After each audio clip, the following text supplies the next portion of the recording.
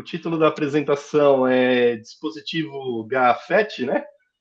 Com o óxido seleneto de bismuto, né? Então, tem um título um pouquinho diferente aí dos demais, né? E já já eu vou falar aí por que a motivação, né? E explicar um pouco sobre esse dispositivo, né? Então, aí, só me apresentando um pouco rapidamente aí para o pessoal, né? Eu trabalho no FIT, é o Instituto de Tecnologia da Flex, e isso durante o dia, né? À noite eu sou professor na Anhanguera, né? Então eu dou aulas lá nos cursos de análise de sistemas e também engenharia da computação, né? E assim, eu tenho uma graduação em sistemas de informação e eu tenho uma especialização aí, um lato sensu aí em desenvolvimento de aplicações Java. Aí devem estar me perguntando aí, ou se perguntando, né, o que eu tenho a ver com eletrônica, né? Então, assim, no passado eu fiz Senai, 2 anos de eletrônica, e depois fiz um curso técnico em eletrônica aí, foram 4 anos, né? Então eu tenho 6 anos de eletrônica, mas não sou engenheiro, né? É bastante curioso, mas foi a área que eu me identifiquei desde criança, né? Comecei a mexer com eletrônica aí com 10 anos de idade aí, né? Eu pedi para o meu pai umas revistinhas de eletrônica aí para começar, né? Quando eu era bem pequeno, bem criança, né? E foi assim que eu comecei com a eletrônica já criança, né? E aí eu fui fazer o Senai com uns 14 anos, né? Gostei muito dessa área, acabei fazendo aí uma graduação um pouco diferente, aí bacharel em sistemas de informação, foram 4 anos, e depois eu fui para a área de software, né? Prosseguindo aqui com a apresentação, né? Nós vamos ver um pouquinho sobre a motivação, o porquê que foi escolhido esse tema, um contexto, né, atual, né, como que a gente se encontra em um momento tecnológico, né, falar um pouco das limitações, né, nesse contexto tecnológico também, e as possíveis soluções que estão sendo implementadas aí pela indústria de semicondutores, né? E aí, dentro dessas possíveis soluções, a gente vai falar um pouco sobre o GAFET, certo? E aí a gente vai falar depois sobre esse material diferente aí, o óxido seleneto de bismuto, e vai falar sobre a aplicação dele nesses dispositivos, né? Então a gente vai falar sobre o GAFET 2D, né, que é algo diferente, com o óxido seleneto de bismuto, vai falar sobre as aplicações, né, desse tipo de dispositivo, os desafios que ainda a gente tem pela frente e as perspectivas futuras, né, o que dá para fazer aí no futuro com esse dispositivo. No final aí as conclusões, e nessa apresentação aí tem uma série de referências que foram usadas aí para a apresentação, né? Então vamos começar aqui sem muitas delongas, né? A motivação. Por que eu escolhi esse tema, né? Então a gente vê aí algumas notícias, né?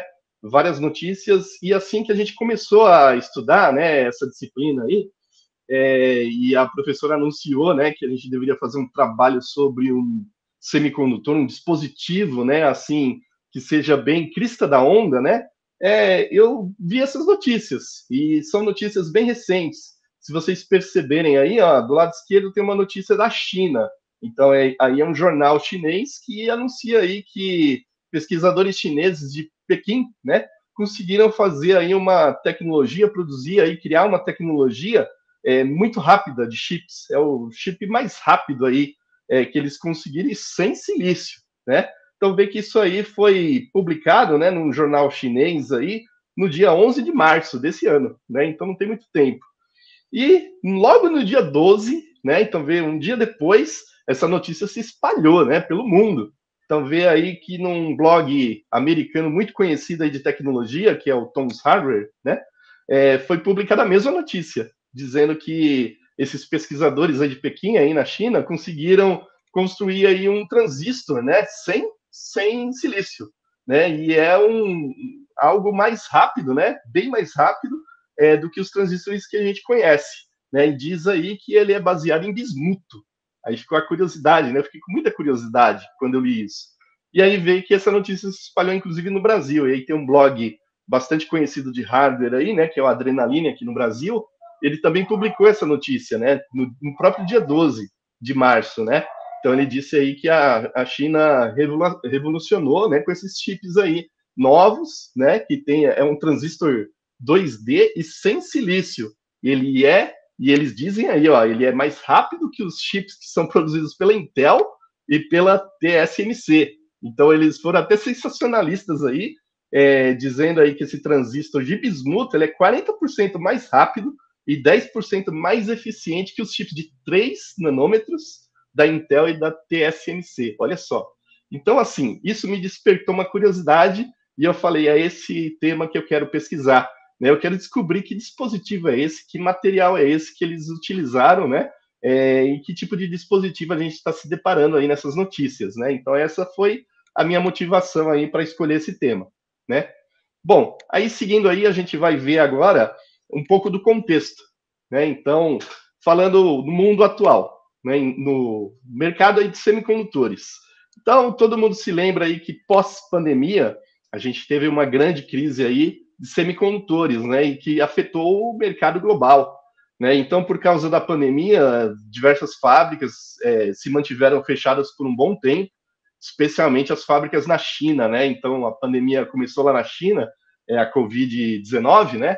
E isso afetou a fabricação de semicondutores. E quem não se lembra que o mercado automotivo, né, foi afetado porque não havia semicondutores para produzir automóveis aí no mundo todo, né?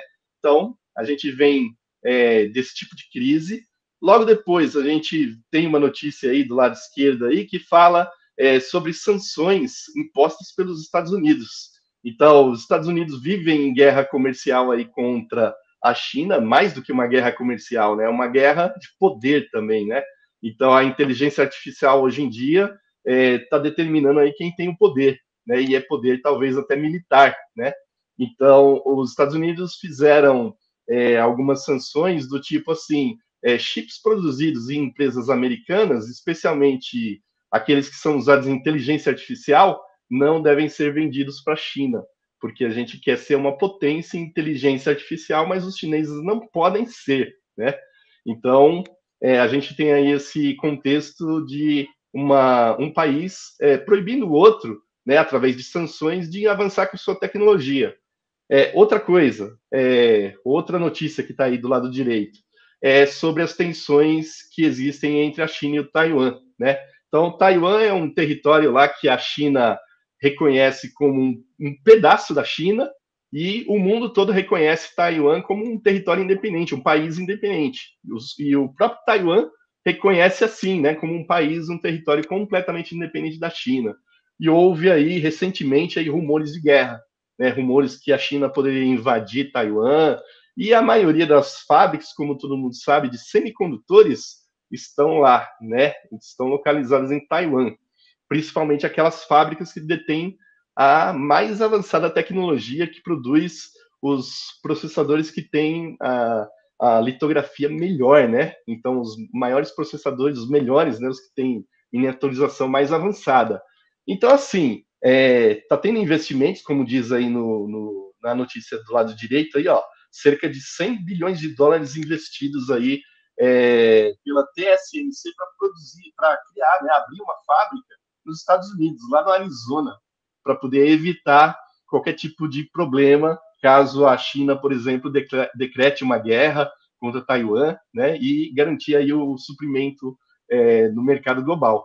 Então, olha só, a gente está num contexto econômico, geopolítico, onde as técnicas de semicondutores não deveriam estar nas mãos de uns poucos países, onde os materiais, né, que são usados nos semicondutores não deveriam estar também nas mãos de uns poucos países.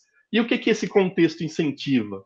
Incentiva a pesquisa, incentiva o desenvolvimento, incentiva que haja, né, aprimoramentos na maneira como a gente produz os semicondutores, né? Então, isso tira os países, as universidades do marasmo. Então, vai fazer com que haja inovação. Então, é um contexto ruim, geopolítico, econômico, de guerras ou de guerras tarifárias que produz isso, produz inovação, de alguma forma. Né? Então, esse é um contexto econômico geopolítico. Mas tem também o contexto técnico. Então, a gente pensando, hoje em dia, a tecnologia ela está evoluindo. Cada vez mais a gente precisa de processadores mais poderosos. A inteligência artificial está aí para provar, né, que a gente precisa de mais processamento para fazer mais coisas em pouco tempo, né? E aí, com isso, o número de transistores embarcados em um único chip está crescendo cada vez mais, né? Então, a gente vê aí que é uma crescente, mais transistores, né, em menos espaço. Isso determina, né, isso faz com que cada chip tenha transistores menores. Né? Então, as dimensões do transistor estão diminuindo muito, muito. Então, dimensões, e aí a gente pensando na estrutura do transistor, de porta e de canal. Na verdade, o dispositivo inteiro está diminuindo, né? Porque tem que caber cada vez mais transistores em menos espaço para ter mais transistores e o processador ficar mais poderoso e consumir menos energia, né? Essa é a meta.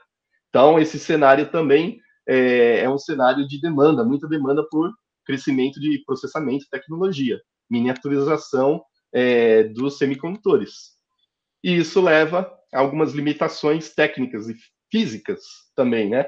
Então, o famoso efeito de canal curto. Então, como a gente falou aqui na disciplina, né, dos transistores MOS, né? Então, falando dos MOS planares, né?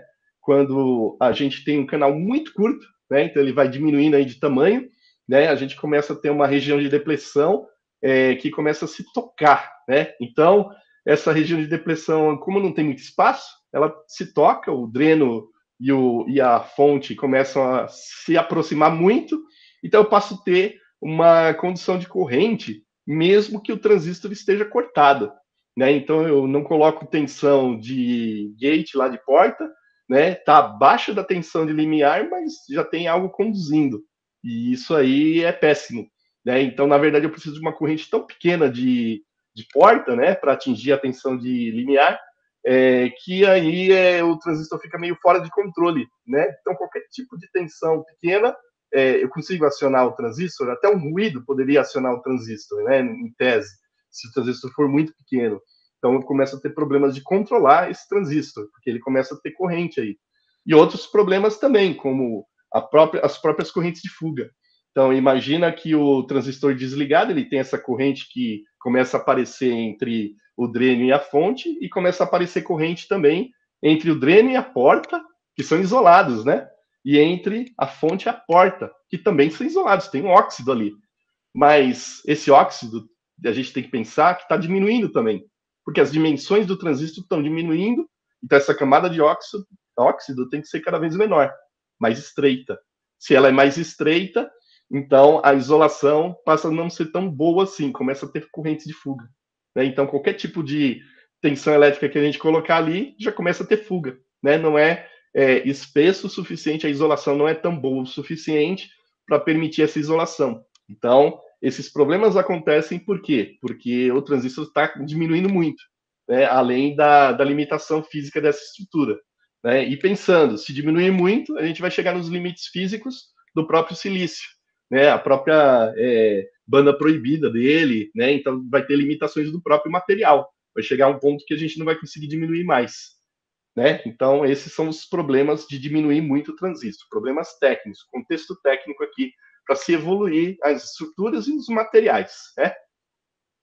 Bom, possíveis soluções. O que está sendo feito para solucionar isso? Então, uma possível solução são os transistores SOI, né? Então, ao invés de ter o substrato ali, transistor MOS ser construído normal, ali da forma planar, né, é enterrado um óxido ali por debaixo, né, aonde que está o canal. Então, com isso, eu faço com que a região de depressão fique mais controlada ali, ela não transborde. Né? Então, essa ideia do transistor SOI, ela foi bastante aí aplicada, mas tem um limite, porque o transistor continua diminuindo, diminuindo, e aí nem o SOI resolve. Né? Então, vai chegar um ponto que a região de depressão começa a tocar tanto do dreno como do fonte, começam a se aproximar muito, está muito próximo. E todos os problemas que eu falei do óxido estreito, não tem jeito, não tem solução. Então, assim, na verdade já foi decretado, né, o fim, digamos, dessa tecnologia no sentido de determinada miniaturização. Então, para determinados tamanhos aí, espessuras de larguras de porta, espessuras de óxido, já não dá mais para fazer uma tecnologia SOI, já chegou no limite dela. Então, alguns dispositivos já são construídos como FinFET. Então, FinFET é uma outra solução, um pouco melhor. Então, no FinFET, né, é feito tipo uma barbatana, né, do silício aí. Então, tanto o canal, né, que é da fonte para o dreno, eles são uma barbatana que é envolvida aí pela porta. Então, veja que a porta, é claro que é separado pelo óxido, né, mas a porta acaba envolvendo aí o canal por três lados, né. Então, ela envolve por cima e pelas laterais. Então, ela tem um envolvimento por três lados. Isso possibilita o quê? Um melhor controle do canal. Então, eu consigo controlar melhor a corrente que flui no canal. Né? Então, é uma solução melhor. Mas a gente está vendo também o fim da tecnologia, então não dá para diminuir muito também. Então, o FinFET, ele também está chegando nos seus limites. Né?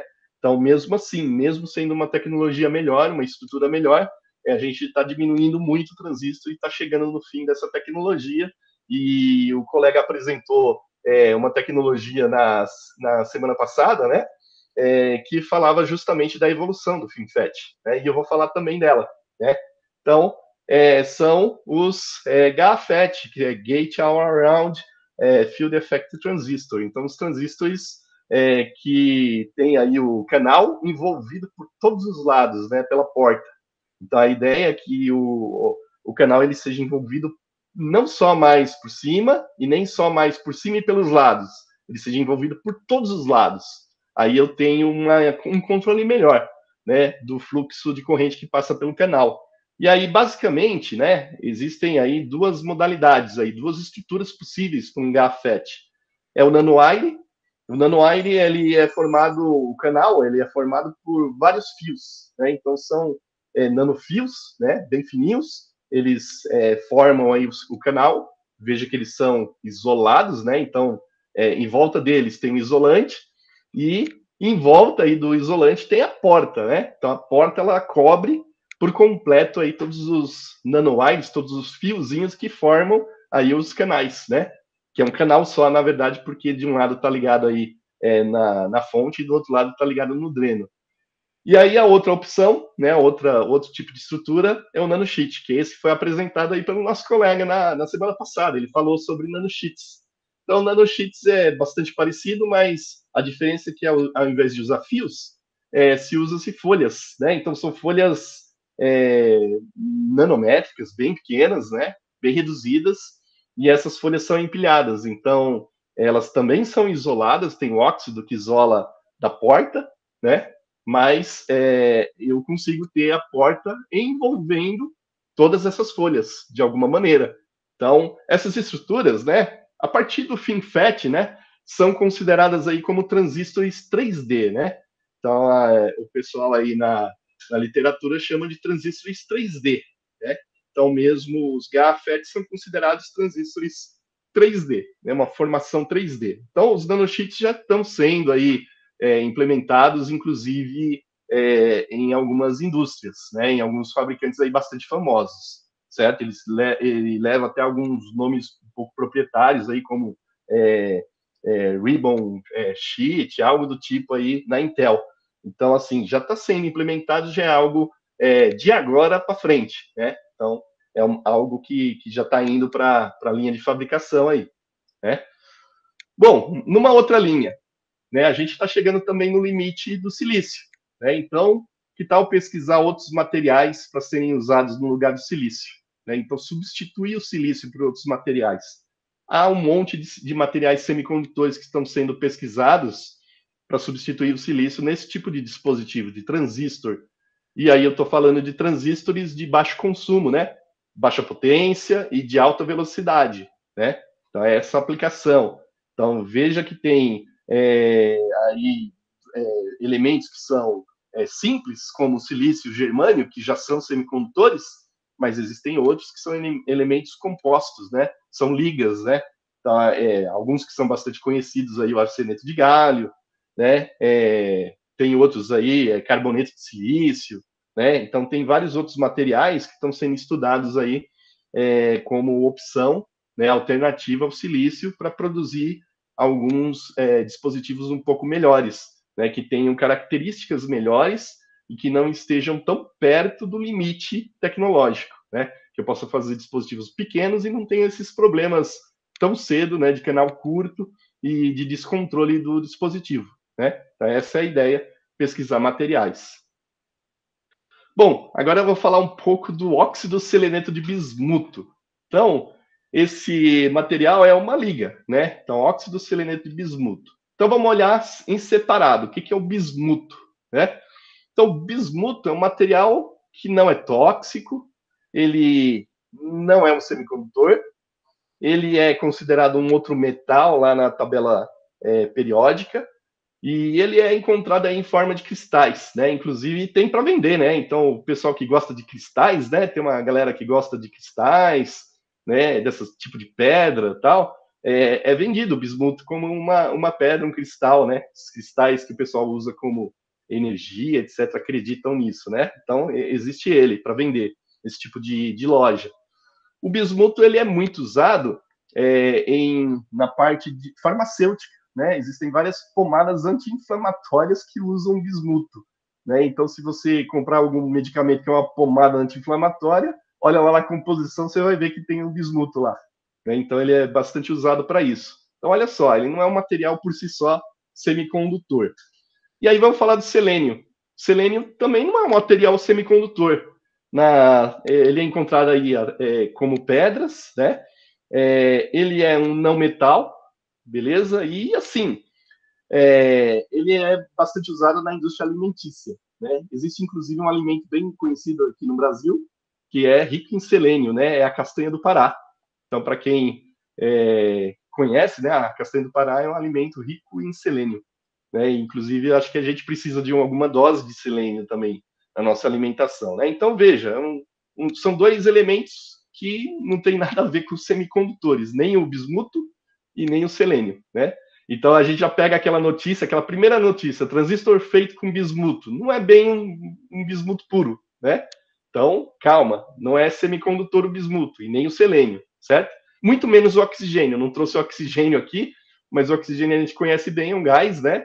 E por si só também o oxigênio não tem nenhuma propriedade semicondutora, beleza? Então, essas substâncias por si só não são semicondutoras. Porém, quando a gente fala do óxido seleneto de bismuto, a gente está falando de uma molécula, é uma combinação, né? Então a gente está falando aí de dois átomos de bismuto, mais dois átomos de oxigênio, mais um de selênio, né? Então a gente forma aí essa estrutura molecular, e aí essa estrutura molecular ficou interessante, né? E aí ela adquire propriedades semicondutoras. E aí tem um diagrama aí do lado direito aí de banda de energia, né? Do lado esquerdo tem a estrutura molecular e do lado direito aí tem um diagrama de banda de energia. A gente pode perceber aí que tem entre a banda de condução e a banda de valência aí tem uma banda proibida aí de 0,85 electrovolts. E aí não sei se vocês se lembram, mas o silício é 1,1 electrovolts. Então ele tem uma banda proibida um pouquinho menor do que o do silício, o que em tese poderia servir para construir dispositivos mais rápidos, né? O elétron ele pode pular de uma banda para outra mais rapidamente, né? Então, em tese seria isso, né? Teria essa ideia aí, mas a gente vai constatar aí ao longo do estudo, né? Então, é curioso que a gente tem esse material semicondutor baseado nessa liga, né? Dessas três substâncias, né? Que a gente utiliza aí, três átomos diferentes. Bom, aqui eu apresento a ideia do dopante. Então, como o silício, a gente pode dopar o óxido seleneto de bismuto. Então, o primeiro banda de energia aí, o primeiro diagrama do lado esquerdo, é sem dopante. Então, ele tem aí essa banda proibida que eu mostrei. E aí, né, tem o nível de Fermi normal, que é igualzinho se eu dopar com ferro. Né? Então, quando eu coloco o dopante de ferro, né, ele fica idêntico, não muda muito. Então tem um nível de Fermi ali perto do 0,85, né? Aí eu posso usar outros dopantes diferentes aí. Então, por exemplo, se eu dopar ele com monóxido de carbono, né? Olha só, eu faço com que o nível de Fermi vá para baixo. Então, eu abaixo lá o nível de Fermi, ele fica mais perto lá da camada de valência, né? E eu posso dopar ele com níquel. Se eu dopar ele com níquel, o nível de Fermi dele sobe, fica lá mais perto do nível de condução. Então, eu poderia chamar isso de um óxido seleneto de bismuto tipo P e tipo N? Poderia. Então é possível dopar ele para ele ter características diferentes aí na banda, né? Banda de energia dele, certo? Então é possível fazer isso. Bom, como que é produzido? Como produzir algo que tem óxido seleneto de bismuto? Então, a princípio, existem três métodos de fabricação, né? Então, o primeiro é uma deposição de vapor, né? Então, eu tenho lá um substrato, que esse substrato é feito de algum material qualquer, né? Não é o óxido seleneto de bismuto. E aí eu vou depositar o óxido seleneto de bismuto através de uma vaporização. Então, veja que eu tenho lá alguns elementos químicos, jogo o ar, e isso produz vapor, e esse vapor faz com que essas partículas sejam depositadas no substrato. Então, ali na figura A, né, tá ali esse método, né? Na B, né, tem ali uma visão microscópica, né, de como ficou no substrato, né, com essa deposição. E a figura C tem ali uma visão um pouco maior, né, do substrato que passou por esse processo. Ele recebeu ali o óxido seleneto de bismuto ali, né? Então veja que o substrato ali usado foi o mica, né? Então para quem lembra da mica, né, a mica que é usada ali nos dissipadores, né? Ele tem uma alta condução térmica, né? E é um bom isolante, né? Então a mica é um material normalmente usado ali em dissipadores de transistores de potência e outros, né? Então usando esse tipo de material como substrato. Aí a do meio, que está na D ali, é um outro tipo de processo de fabricação, que é a epitaxia, né?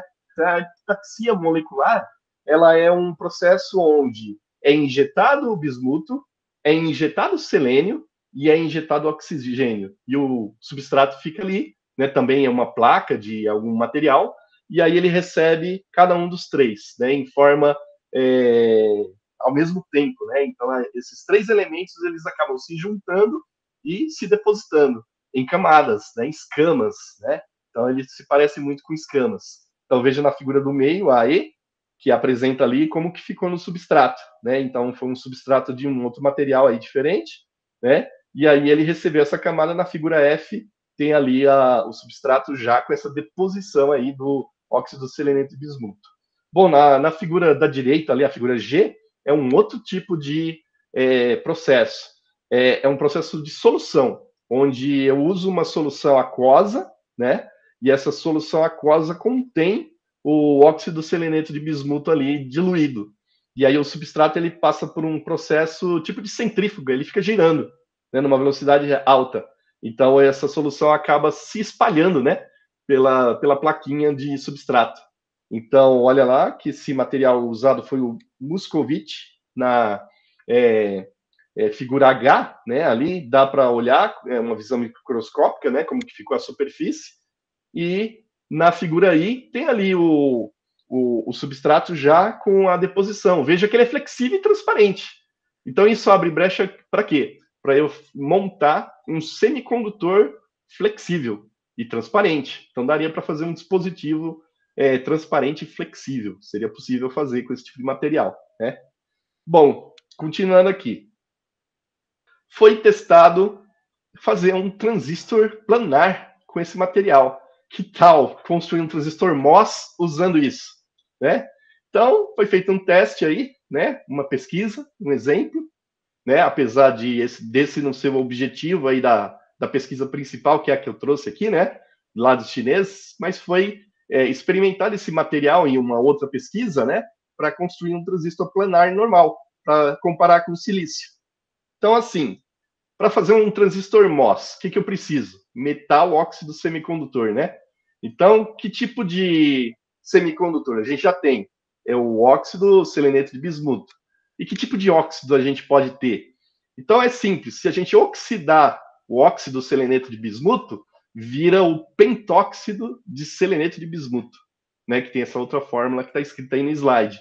E aí esse dielétrico, o pessoal testou, ele tem uma alta constante K, ou seja, é um ótimo dielétrico. Ele, inclusive, é melhor do que o óxido de silício, né? Então, o pessoal concluiu que esse óxido é muito bom, né? E aí dá para fazer dispositivos muito melhores, né? Inclusive, é ótimo para fazer capacitores também, né? Então, tem uma isolação muito boa, né?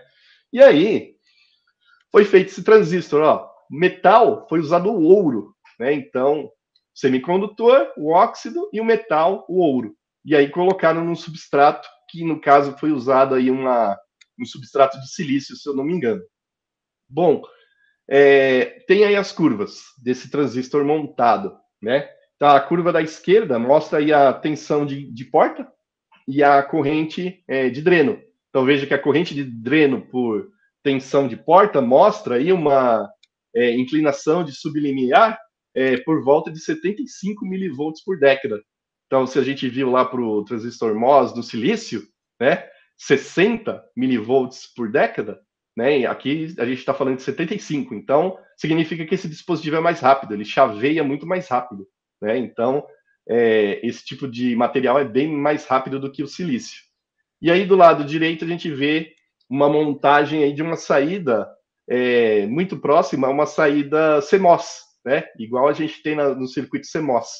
E aí dá para você observar a velocidade de chaveamento do dispositivo. Tem ali a tensão de entrada e a tensão de saída aí nesse circuito, né? E aí dá para perceber que o chaveamento é bastante rápido, né? Então tem um bom ganho de tensão, né? Aplica uma tensão pequena na entrada, tem a tensão de saída e dá um ganho bastante grande. Então é um dispositivo rápido de bastante ganho de tensão. Então, nesses testes se observou que esse transistor realmente é muito bom. Apesar dele ser um transistor MOS, tem toda a limitação, por exemplo, do canal curto, que a gente já conhece. Então não dá para miniaturizar muito, pelas mesmas características dessa estrutura, né? Então não é ideal ainda, né? Então a gente poderia usar esse material para fazer algo melhor, né? Então que tal fazer um GAFET com esse tipo de material? Então a pesquisa original lá daquela turma lá de Pequim falava sobre, aliás, fala, né? Sobre um GAFET 2D. E aí me levou a pesquisar também o que é um GAFET 2D, já que esses transistores são 3D, né? Então, olha só, eles usaram uma técnica de empilhamento, né? Para ficar o mais próximo possível de um transistor planar e facilitar a construção dele. E aí não utilizaram o silício como material, mas sim o óxido de seleneto bismuto, né? Então, olha só, nessa estrutura, a gente pode ver do lado esquerdo aí, a gente tem o dreno e a fonte, né? São um material mesmo, dióxido seleneto bismuto, é o canal aí, né? A gente vê que ele atravessa, né? É uma espécie de ponte que atravessa aí o óxido. O óxido é essa capinha verde. Então, essa capinha verde é o próprio pentóxido do seleneto de bismuto, né? Foi formado aí. Então ele atravessa essa parte aí que é o óxido verde, mas esse óxido verde aí ele está em volta da porta. Então a porta é uma estrutura, né, que está em volta de todo o canal, né? E aí essa porta foi feita de material de ouro, né? Então eles usaram o ouro aí. Então do lado dessa figura tem a estrutura um pouco mais real e na figura da direita tem ali uma fotografia microscópica, né? Então dá para perceber que tem um substrato lá embaixo, aquela base azul do lado esquerdo. Na foto direita você vê como silício, né? Então eles usaram um substrato de silício. Aí tem aquela camada brilhante azul ali por cima, do lado esquerdo. Aquilo é óxido de silício. Então eles isolaram ela e construíram o transistor em cima. Então ali, ó, dá para perceber que a porta, né, é uma espécie de raio-x ali, né, no lado direito. Dá para perceber que a porta ela envolve o canal, né? E o canal ele passa ali e para poder manter essa estrutura elevada, né? Para ter a porta envolvendo por todos os lados, tem aí uma aberturazinha de ar, né? Tem um furinho de ar ali. E aí dá para perceber aí o dreno e a fonte também ali um pouquinho elevadas, né? Então fizeram uma estrutura aí bem curiosa, né? Não são exatamente nanosheets, e não são exatamente nanowires, só tem uma camada, né? Então ele é um empilhamento quase que parecido com um transistor planar, né? Então por isso que eles chamaram de GAFET 2D e não 3D, né? Diferente. Bom, vem o desempenho desse transistor. Então, o legal que foi publicado, né? Tudo tem todas as curvas lá na pesquisa. Então, olha só, VDS por IDS, tem a tensão de dreno, né, para source e a corrente de dreno. Então, veja aí que tem, aí esse gráfico, ele mostra aí que tem uma boa variação, né, e esse transistor é bastante rápido, né, então ele é bem veloz. E isso pode ser percebido no outro gráfico também, né, que tem uma taxa de ligamento e desligamento, né, on-off, aí é maior do que 10 elevado a sexta, né, aí o gráfico da direita mostra a tensão de porta pela corrente de dreno, né, e veja que ele tem uma tensão baixa, então eu consigo controlar ele com uma tensão de porta bem baixinha, né, e a corrente de dreno também é bastante baixa, né, então assim, é um dispositivo de baixa potência, então lembrando, isso não é um transistor de potência, isso é um transistor de baixíssima potência, baixo consumo, baixa corrente, certo? Mas chaveia muito rápido, né? Aí eles fabricaram, obviamente, algum circuito, né? Então fabricaram alguns inversores, portas lógicas, né? Porta não ou, porta não e, né? Com essa estrutura, esses transistores aí, para verificar o desempenho. Então veja um desempenho de um inversor, por exemplo, do lado esquerdo, o chaveamento dele é bastante rápido, né? Então dá para perceber que é um transistor extremamente rápido. Ele chaveia numa velocidade bastante grande. Então isso a gente pode perceber nesses gráficos comparativos, né? Então esses gráficos eles resolveram comparar a performance desse transistor com outras tecnologias que estão emergentes aí, né? Então tem alguns aí que são GAAFETs de silício, tem aí FinFETs de silício, e tem aí FinFETs também feitos com o óxido seleneto de bismuto. Então fizeram essa comparação. Dá para perceber que o GAFET feito com óxido seleneto de bismuto nessa estrutura 2D ganha de todas as tecnologias, tanto em termos de ganho, né, ganho de tensão, por tensão de alimentação, tanto em corrente pela largura aí, ou as dimensões aí da porta, né? E tanto como a velocidade de chaveamento, que é o gráfico da direita, né? Então, esse gráfico da direita é curioso, que é assim, quanto mais para a direita, né, a gente tem do eixo X, é mais lento. Quanto mais para a esquerda do eixo X, é mais rápido. Quanto mais para cima no eixo Y, né, a velocidade, aliás, a potência é maior. E quanto mais para baixo no eixo Y, é menor a potência. Então, transistores que estão lá no topo, eles consomem muita energia. Transistores que estão embaixo, eles consomem pouca energia. Aí veja que esse transistor aí da pesquisa, ele está bem na parte de baixo e bem na esquerda. Então, são transistores rápidos, bem rápidos, de baixa potência. Então, eles ganham de outras tecnologias que estão por aí, alguns até da Intel, alguns estão sendo fabricados aí atualmente. Bom, seguindo aqui, quais as principais aplicações para esses dispositivos, né? Então, uma vez que se consiga fabricar, né, levar isso para uma escala industrial, eles podem ser usados em processadores. E aí, quando eu falo processadores, tanto CPU, que é o processador principal, como GPUs, processadores gráficos, como NPUs, que são processadores neurais, né, utilizados nas redes neurais. E aí a gente pode falar também o System on Chip, que são usados em dispositivos mobile que agregam vários desses processadores e outros chips também, né? A gente poderia também usar esse tipo de transistor aí para fazer chips de memória RAM, né? Memória RAM dinâmica ou mesmo memória flash, né? Então são chips de baixa potência, né? E bastante rápidos. Também é possível fazer dispositivos aí que se comunicam na faixa de terahertz. Por exemplo, dispositivos usados em transmissão de vídeo, né, vídeo em 4K ou algo mais elevado. Então, imagina uma resolução aí de 4K transmitindo vídeo digital, precisa de uma velocidade muito elevada, 4K, 8K ou alguma resolução muito mais alta do que isso, né, em padrão digital. Então, eu poderia fazer dispositivos nesse sentido. Dispositivos que são flexíveis ou vestíveis, né? Então, o fato do óxido seleneto de bismuto poder ser aplicado num substrato transparente, e ele ser transparente, né? E o substrato poder ser flexível, poderia abrir margem para criar dispositivos flexíveis ou vestíveis, né? E internet das coisas, em geral.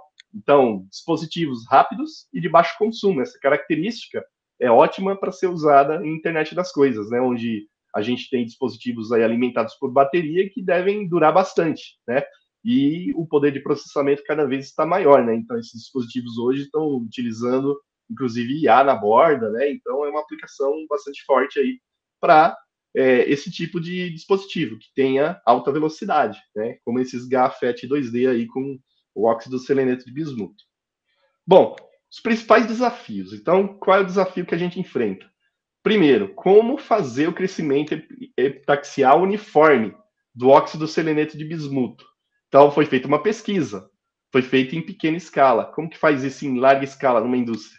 Então, ainda é um desafio, né? Ainda não tem processos muito bons para se produzir isso em larga escala, né? Controle de dopagem e espessura do material. Ainda não está eficiente isso, tem que melhorar os processos de fabricação para se chegar a dispositivos confiáveis, porque eu consigo fazer um dispositivo tá numa dopagem, aí eu faço outro e a dopagem variou, então a qualidade não é mantida. Eu preciso ter como produzir esses dispositivos num padrão para que eles mantenham a sua qualidade sem que eu perca eles na minha produção. Minimizar a resistência de contato com os metais. Então veja que esse tipo de substrato com o óxido seleneto de bismuto, para eu fazer a interligação com o metal, por exemplo, o metal do contato, né? Então eu vou produzir lá o terminal, né, do componente, ou então eu vou fazer uma interligação. Preciso criar um fiozinho para ligar ele em outro lugar, é um condutor, né? Por exemplo, um fiozinho de ouro. Então eu tenho alguma dificuldade de fazer essa conexão. Então, se eu apertar muito, eu quebro o semicondutor. Se eu deixar ele sem apertar muito, não dá muito contato. Então, fica com uma resistência ali, que é prejudicial ao funcionamento. Outro desafio é também a compatibilidade com os processos CMOS que já existem. Então, as indústrias hoje têm o Thermal Bud Get e a fotolitografia que já está lá consolidada. Teria como produzir esses novos dispositivos usando as mesmas técnicas, né? Então, talvez essa possa ser uma área de estudo, né? Para que se aprimore essa forma de produção, né? Sem ter que trocar completamente as linhas de produção de uma fábrica. Bom, falando do futuro, né? Então, pensando no futuro. Falando só do GAFET em si, né? Que são, aí falando dos dispositivos GAFET, a gente já tem uma adoção. Então, olha aí por esse roadmap que a indústria já está adotando o GAFET como um modelo, substituindo aí os FinFETs, certo? Só que tem o GAFET, tem uma previsão de se utilizar os CFETs, que também foram apresentados aqui por alguns colegas aí, algumas apresentações atrás, mas mesmo assim, existe aí uma limitação, né, que vai ser atingida, né? E aí, como ultrapassar essa limitação? Então, é necessário que os transistores aí evoluam nesse campo 3D, né? Transistores de estrutura 3D. E fora isso, outras possibilidades, por exemplo, não usar mais o silício, usar materiais melhores, né? Então, assim, quanto ao uso do óxido seleneto de bismuto, não dá para cravar nenhum tipo de previsão. Então, assim, o que a gente tem hoje? Uma pesquisa que foi bem sucedida. Então, está em estágio de pesquisa. Tem perspectiva futura? Tem perspectivas animadoras. Foram dispositivos que apresentaram um bom desempenho. O futuro vai dizer se, além da pesquisa, isso vai atingir escala industrial. Né? Então, não dá para a gente fazer uma previsão agora, mas as perspectivas são animadoras. Né? Então, foi conseguido aí, em nível de pesquisa, algo muito bom. De repente, isso tem futuro ou não, a gente não sabe. Bom, então, para concluir, né, a miniaturização está fazendo os dispositivos atingirem os limites físicos. Então, não só pela estrutura, né? Então, a estrutura de como eles são montados, né? Então, saindo do transistor planar, MOS, né? E aí, essa estrutura está sendo alterada para otimizar, como também pelo material. Usar o silício não está mais sendo uma boa ideia. Então, vai chegar um ponto que o silício também vai ser difícil de ser utilizado. Então, a busca por novas técnicas de fabricação, novas estruturas, né, ela é necessária. Mas também a busca por novos materiais para substituir o silício também é necessária. Então, até pelo contexto que eu mostrei, não só o contexto técnico, como político, econômico também, geopolítico aí, que a gente tem hoje. Então, a dependência da tecnologia e produção em regiões políticas e economicamente conflituosas, isso aí só impulsiona a pesquisa e inovação, porque os países começam a investir nisso para fugir de embargos, de guerras e de situações difíceis, como foi desde o fim da pandemia, né? Os dispositivos GAFET já estão substituindo o SOI e os FinFETs, então já é algo que está aí no roadmap dos fabricantes, né? Então isso dá para animar, né? E as pesquisas do uso do seleneto de bismuto, elas são promissoras, né? Então, o que a gente tem aí no momento. E vão avançar, devem avançar, né? A gente espera que avance nos próximos anos. Então, pode ser que a gente tenha esses dispositivos aí no futuro. E aí tem as diversas referências aí que eu utilizei nessa apresentação, certo? E no finalzinho aí o meu contato e eu fico aberto agora para as perguntas. Ô, Robson, parabéns, cara. Excelente apresentação aí, né? Você apresentou aí para gente o óxido de bismuto, né? Um projeto alternativo até ao silício, né? Foi até Sim. legal, visto aí, eu, né, fiz bastante estudo também nessa linha de pesquisa aí com o pessoal, né? Pesquisando o pessoal da Universidade de Pequim lá, eles fizeram, prometendo, né, um dispositivo 40% mais rápido e 10% mais eficiente, né, do que chips de 3 nanômetros da Intel e da TSMC. E uma coisa legal, cara, acho que você explorou bastante aí a comparação entre o FinFET, né, um transistor que envolve um canal de 3 lados, enquanto o GAAFET ele envolve quase que a porta toda, né? Ele faz envolvimento da porta toda. Isso dando uma vantagem grande, né? Que vai fazer ali melhor controle elétrico, vai reduzir as correntes de vazamento e uma alternativa bacana. O que eu queria lhe perguntar é se já existe alguma projeção de aplicação prática, né? Se assim já tem alguma aplicação prática voltada. Eu vi que você citou alguma coisa sobre IA, inteligência artificial e redes neurais. Bom, então, José Alberto, como eu falei aí, o uso do óxido seleneto de bismuto ainda está no nível de pesquisa, né? Então, ainda não tem uma produção industrial, né? Não tem uma perspectiva para dizer assim, rapaz, a TSMC vai produzir esse tipo de componente aí no ano de 2030. Não tem essa perspectiva. E o pessoal pesquisou, né? Está em pesquisa ainda. Então, eles conseguiram produzir isso daí de uma forma em pequena quantidade para realmente fazer os estudos. Né? Os estudos são promissores. Então, a estrutura GAFET, né, ela já foi bastante estudada. Então, ela já está entrando em produção, né, com silício. Então, veja que diversas empresas aí vão começar, ou já estão começando, a fabricar dispositivos GAFET com silício, né? E aí as aplicações estão nessa linha. Então, por exemplo, processadores com NPU, então, que são aceleradores para redes neurais. Então, a própria Intel está projetando processadores que têm a NPU integrada, né? Então, novas linhas aí Core, elas têm a NPU integrada. Então, veja que a gente começou no passado com processadores que nem tinham o coprocessador matemático. Depois a gente passou a embarcar o coprocessador matemático. Depois a gente passou a embarcar dentro da CPU principal os processadores gráficos, né? Então a gente tem CPUs que tem GPU dentro. E agora, né, a gente está numa fase que há demanda por inteligência artificial. Então a demanda é o seguinte: o nosso dispositivo, a gente tem um notebook, a gente não depender, por exemplo, de modelos que estão na nuvem, como o ChatGPT e outros, né, que estão aí em data centers, na nuvem, né, e pelo contrário, a gente ter a nossa inteligência artificial na nossa máquina, no nosso sistema operacional, para que ele ajude a gente nas nossas tarefas.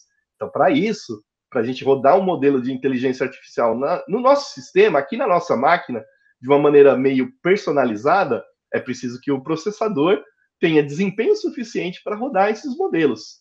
Então, a ideia dos grandes fabricantes é embarcar um processador auxiliar, que é o chamado NPU, ele é otimizado para redes neurais, né?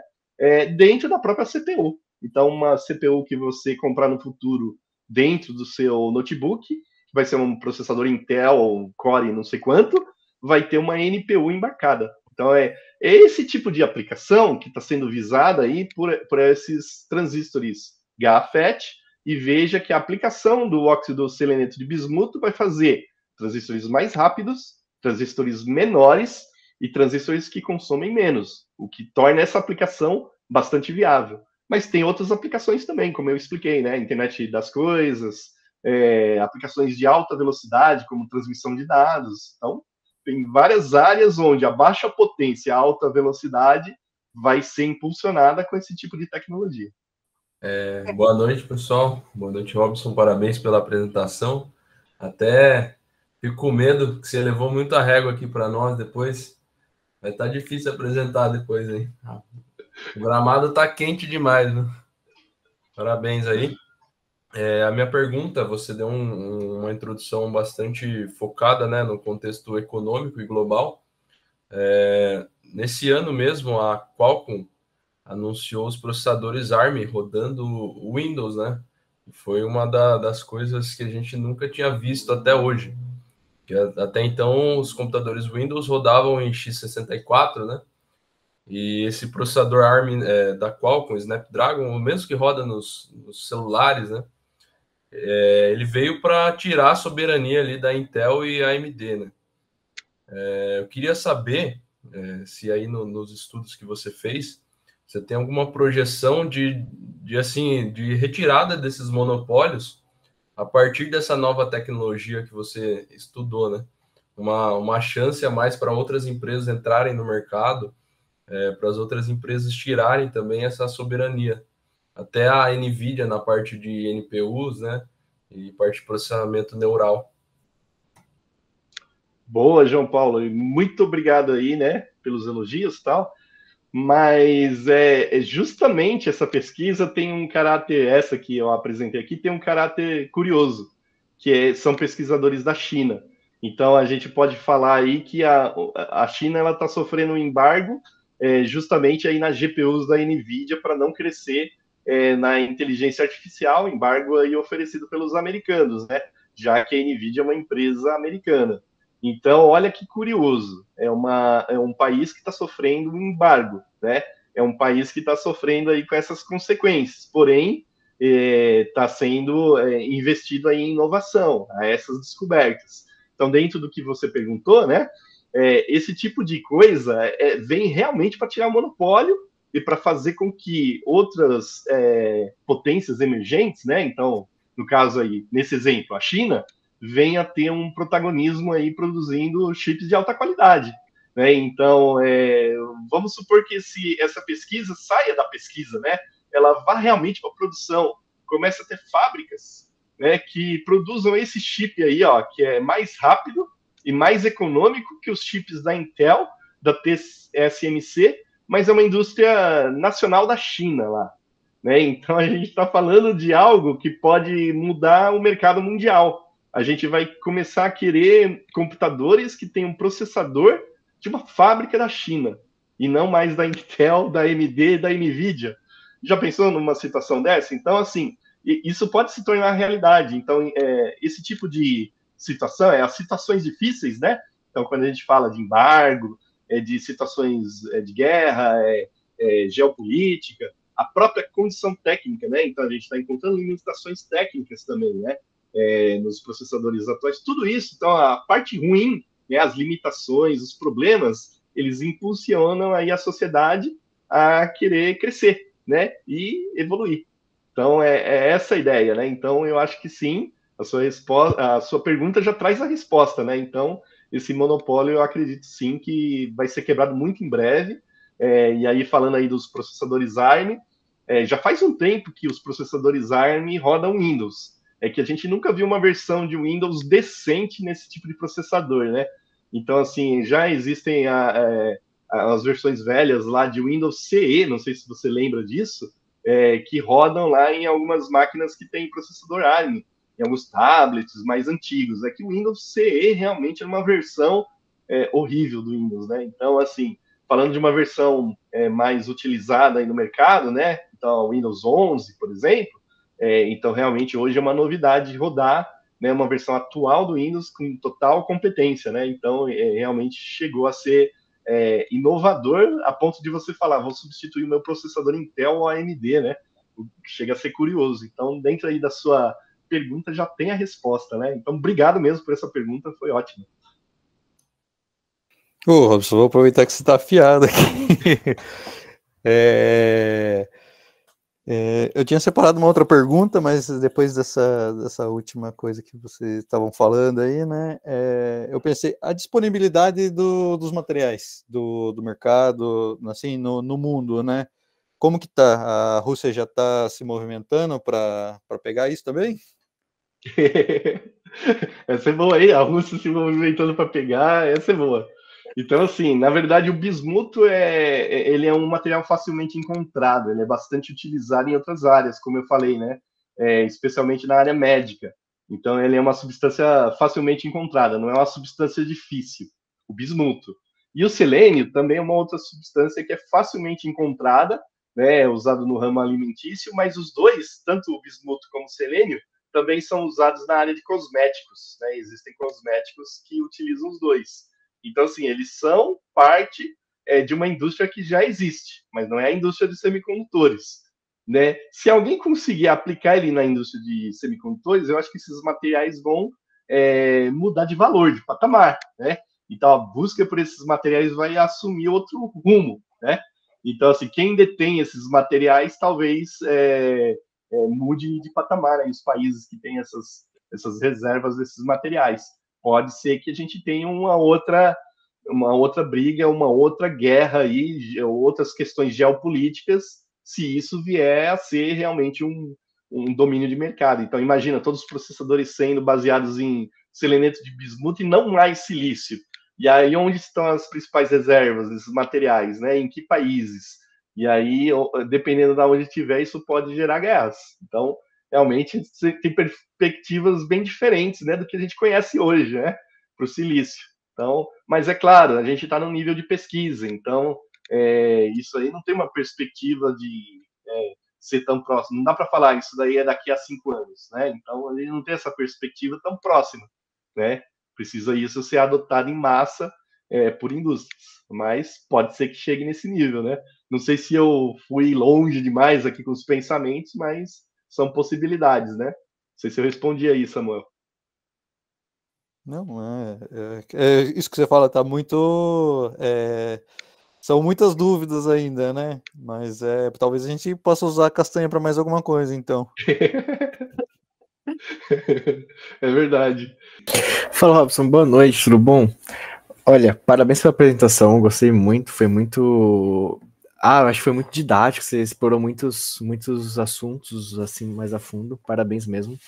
E aproveitando essa pegada geopolítica que estão falando aqui nessa discussão, eu queria ver contigo, mais por curiosidade mesmo, que eu não conheço tanto, falando sobre a TSMC, porque eu sei que ela é uma das principais exportadoras, se não a principal exportadora de chip no mundo, né, questão de chip avançados e tudo mais, só que eu acho esquisito, porque normalmente quando a gente ouve falar de potência tecnológica, normalmente a gente pensa, sei lá, Estados Unidos, Europa, até mesmo a Rússia, China, só que Taiwan não é tão comentado assim, a não ser essa questão dos chips, né?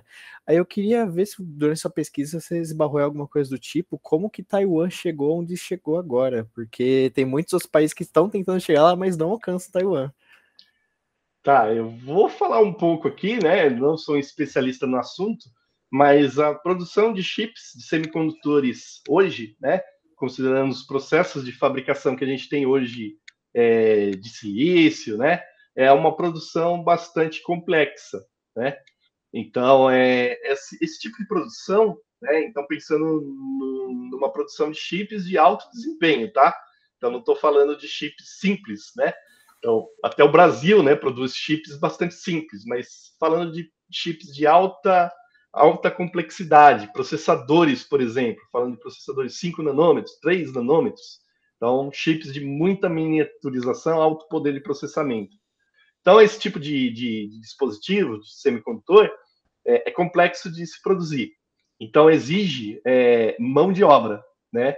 E a mão de obra é um problema. Parece que esse tipo de processo exige mão de obra com tempo, né? Então não dá para ter turnos, né, entre trabalhadores, por exemplo, como a gente conhece no Brasil. Então vamos fazer turnos de 8 horas. Parece que se houver uma substituição de trabalhadores num turno, por exemplo, de 8 horas, de 12 horas, você põe o processo a perder. Você teria que ter turnos maiores que os trabalhadores. Por exemplo, fazer um trabalhador ficar lá mais de 20 horas naquele processo e ele não pode ser substituído, né? Então, é um tipo de processamento, né, de industrial que requer uma mão de obra que não pode ser substituída durante o processo, né? Então, pelo que eu tinha visto num documentário, esse tipo de trabalho em Taiwan é permitido, né? Então, dá para você pegar um funcionário, né, uma empresa dessas, contratar um funcionário para ele ficar 24 horas ou até mais numa linha de produção. Isso não é um problema. Se você fizer isso no Brasil, isso daí vai dar um problema trabalhista sério. Se você fizer isso nos Estados Unidos, isso também é um problema trabalhista sério. Existem leis que proíbem isso. Então, assim, esse tipo de fábrica ficou forte em Taiwan devido à mão de obra quase que escravizada, né? Então, eles têm uma cultura assim, a cultura do trabalho, e não existem leis trabalhistas tão rígidas como a gente tem aqui, tem no Ocidente, né? E na China também não é muito diferente. A gente já viu fábricas aí de placas-mães, por exemplo, PC chips, etc., onde os funcionários trabalham muito, são estressados e chegam a se suicidar, né? Então, existiu aí também uma reportagem falando de alto índice de suicídio de funcionários na PC Chips que eles se jogavam no prédio da empresa, lá no último andar, né? E por que estão se suicidando? É um excesso de trabalho. Então, assim, esse tipo de país oferece uma mão de obra onde outro lugar do mundo não tem esse tipo de mão de obra. Então, precisa haver uma evolução dos processos de fabricação para que esse processo se adeque às mãos de obra que existem, às legislações que existem nos países onde eles vão ser fabricados. Então, é bem interessante isso. Nossa, que loucura, não fazia ideia que era algo nesse sentido. Aí, beleza, obrigado, Robson. Parabéns pela apresentação, Robson. O Robson é um aluno bem dedicado, né? Os exercícios dele são sempre bem resolvidos, né?